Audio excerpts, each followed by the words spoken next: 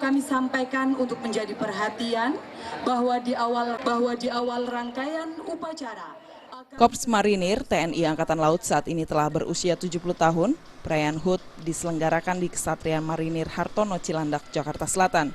Berbagai macam atraksi dan demo disuguhkan oleh prajurit marinir dalam perayaan tersebut seperti terjun payung, serangan kilat, wushu, dan bela diri lainnya.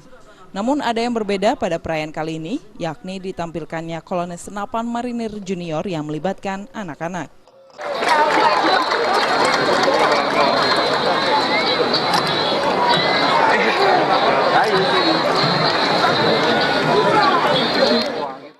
Pada momen perayaan HUT Marinir, Kepala Staf Angkatan Laut Laksamana Ade Supandi menyampaikan kinerja TNI AL selama tahun 2015, yakni penemuan bangkai pesawat Air Asia yang jatuh di perairan Pulau Kalimantan yang bekerja sama dengan Basarnas serta berupaya memadamkan titik api dari musibah kebakaran asap.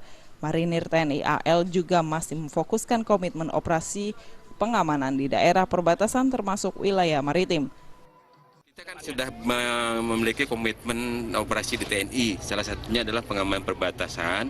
Itu di dalam operasi pengamanan perbatasan termasuk adalah pasukan marinir yang dikerahkan menjadi komposisi bagian daripada operasi pengamanan perbatasan. Dari Jakarta, Rudi Wijaya melaporkan.